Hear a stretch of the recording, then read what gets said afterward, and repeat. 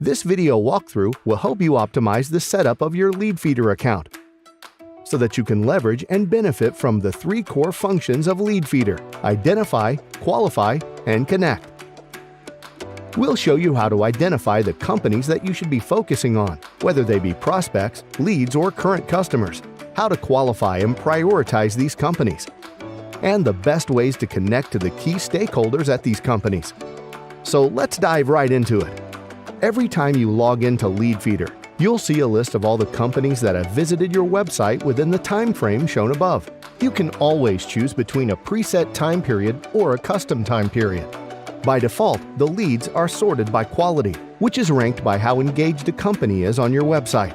If you hover over the quality bar, we give you a quick snapshot of the amount of visits, page views, and bounces. And if you're unfamiliar with the Google Analytics term bounce, this means that someone visited only one page on your website and left without browsing to another page. You can always sort by latest visit as well, up top. And of course, browsing through hundreds of companies may not always be a good use of your time, so you can further filter the companies based on your ideal customer profile, such as by company, industry, geography, visitor engagement, marketing campaign type, and much more. This is accomplished by custom feeds on the right-hand side. You can click between different feeds that we provide out of the box or different ones you create. For example, I want to see everyone who visits our pricing page and is from the US market.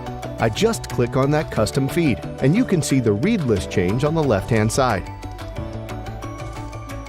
Or to build a new feed, just click on the Create New Feed button and choose from filter options, which are divided into different categories, such as visitor behavior, marketing acquisition, company info, and your CRM data.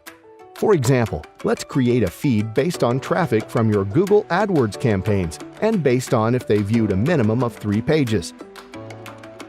You can even set up email notifications, have leads pushed to Slack, or set up some triggers and automation around the feed. Then when you hit save, voila! You can switch over to this feed going forward. Now that you have a targeted list of companies to focus on, you can spend time digging into each one. Just click on the company to expand the details to the right-hand side. This is where you can see basic company data such as employee size, industry, links to their website, links to their social profiles, and their corporate headquarters phone number. Then below that is a list of lead feeder contacts.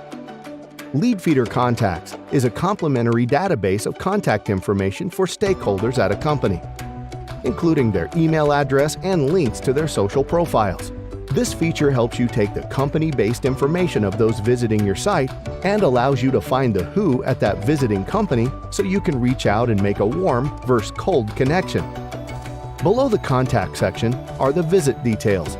You can see when the company has visited, the source of the visit, which is how they found your website, the exact pages viewed during a session, and how long was spent on each page. Pro tip: if you install our Lead Feeder Booster script, you'll be able to see exactly how many different individuals from a single company are browsing your site. We do this by assigning a unique number to each individual, as seen here. With the Booster script, your data will also be updated more frequently. Based on all of this data, you can decide to take action on it in several different ways. One way is to sync a lead to your CRM and create activities and deals that also get pushed into your CRM. By syncing a lead, you can also have visit details pushed directly into your CRM every time the company visits. Check out our integrations page for a full list of CRMs that we integrate with. You can also add comments, assign a lead to a team member, email the details to someone, send to Slack, follow the company, add tags for further categorization, and hide irrelevant companies to keep your list clean. Companies that you hide don't count towards your monthly quota, so you essentially only pay for companies that matter to you.